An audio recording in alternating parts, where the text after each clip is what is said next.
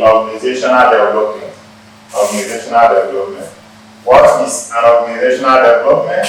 The organizational development, as the name implies, is one of the topics in managerial economics that needs more emphasis. So normally in economics we call it OD, organizational development. So this is a new term which means the conceptual, the organizational wide effort to increase an organizational effectiveness and variability. So organizational development is all about activities that is put in place in an organization in order to improve the effectiveness of every activities of every organ and the viability of such system. So this topic is essentially looking at how an organization is set up and how it grows and develops over time, as well as how such growth influences economic growth as a whole. So these are all activities in a system that controls the target and the performance of that system. So that is called the organizational development. So in doing this topic is covered, covering meaning and definition of organizational development, motivational component. Okay. Yes. So we continue from where we stopped. We're discussing about organizational development. So we said that organizational development here, involves the organization itself. A situation where different people are working together towards achieving, a shared goal or one targeted goal. So here we are talking of the processes the organization apply in order to achieve effective, outcome over time. So those processes that organization apply in achieving their targeted goals are all involved in organizational development. So here, organizational development is a long-range effort to improve organizational problem solving and the processes, particularly those more effective and collaboration management of the organizational culture, often with the assistance of a change agent or a catalyst and the use of theories, technologies that applies to behavioral science. So here we describe the relationship between the change agent and the sponsoring organization entered into for the purpose of achieving their goal by applying behavioral science and other perspectives in the system. So all those activities towards actualizing the set out goal, the effectiveness, the management, and the processes are all embedded in the organizational development.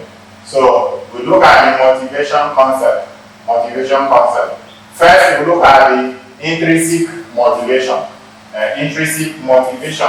This refers to motivation that is driven by an interest or enjoyment in the task itself.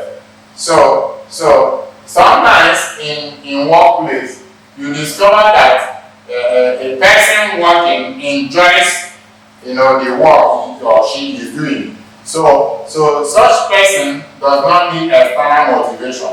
The motivation is intrinsic, is built in him. So when you locate your desired job, you will be dealing with that job with joy. Unlike someone that forcefully engaged in a job that he or she does not like. So an intrinsic motivation, innate motivation that comes inside the person, operating such thing because the person is doing, just like sometimes footballers, for instance.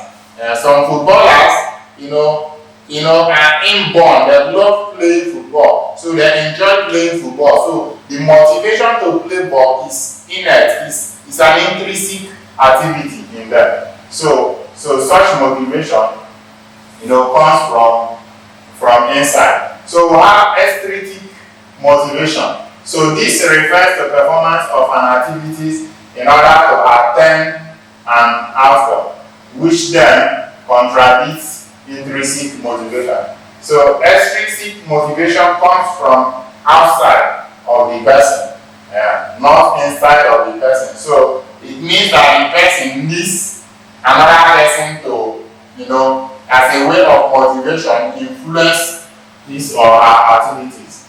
So another one is self-control. Self-control of motivation is increasingly understood as a subset of emotional intelligence. A person may be highly intelligent according to a more conservative definition, as a measure of many intelligent types, yet unmotivated to dedicate this intelligence to certain tasks. So self-control is another innate motivation.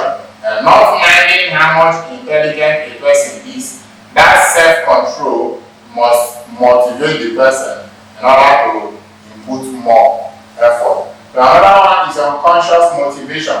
Some psychologists believe that a significant portion of a human behavior is energized and directed by unconscious motive. So this is another aspect of motivation that is not consciously taken. It means that it's an unconscious element inside human that somehow this is motivational drive. So a reward, tangible or intangible, is presented after the occurrence of an action. That is another process of motivating.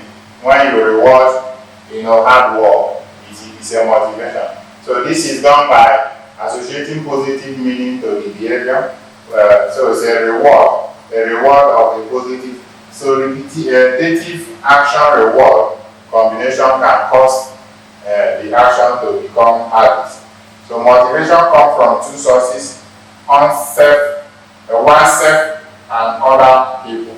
So it comes from inside person and the other one is outside person. So these two sources are called intrinsic motivation and extrinsic motivation. So this reinforces themselves, to motivate an individual to, produce more or less. So models of behavioral changes. Here we have a social-cognitive model of behavioral changes. This includes construct of motivation and volition.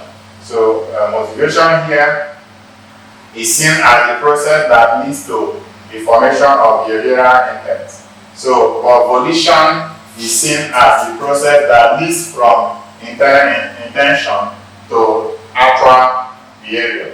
So in other words, motivation and volition refers to goal setting or goal pursuit, respectively.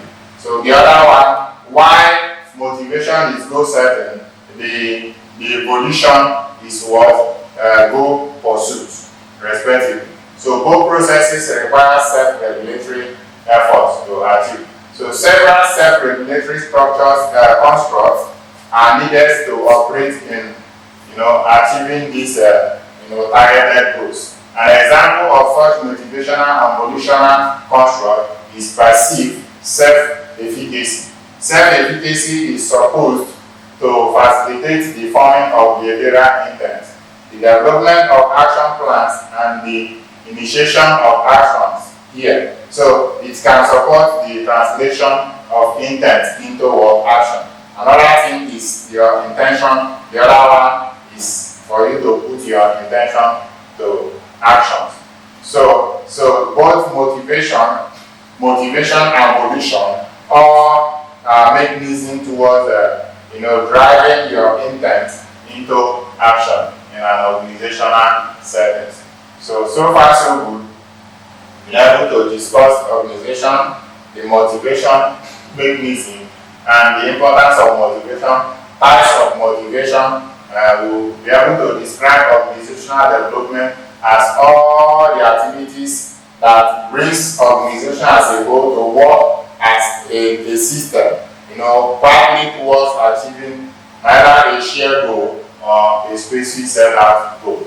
So thank you for listening